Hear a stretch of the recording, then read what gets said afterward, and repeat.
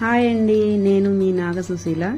ఈరోజు ఉసిరికాయ పచ్చడి ఎలా పెట్టాలో చూపిస్తాను. స్టవ్ మీద గిన్నె పెట్టుకొని 100 గ్రాముల ఆయిల్ పోసుకొని జీలకర్ర, తాలింపు గింజలు వేసుకొని ఎల్లిపాయలు, ఎండుమిరపకాయలు, ఇంగువ, ఉసిరికాయలు అన్నీ వేసుకోవాలి.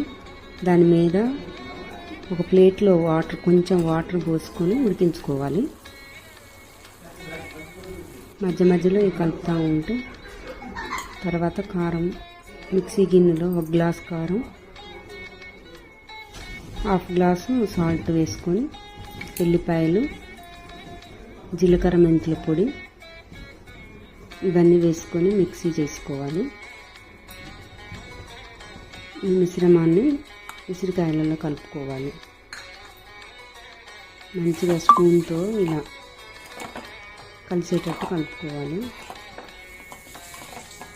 తర్వాత నిమ్మకాయ రసం యాడ్ చేసుకోవాలి. దీనికి 1 స్పూన్ ఉసిరికాయ ముక్కలకి నిమ్మరసం పట్టేటట్టు బాగా కలుపుకోవాలి. ఒక బౌల్లోకి తీసుకోవాలి. ఉసిరికాయ పచ్చడి రెడీ.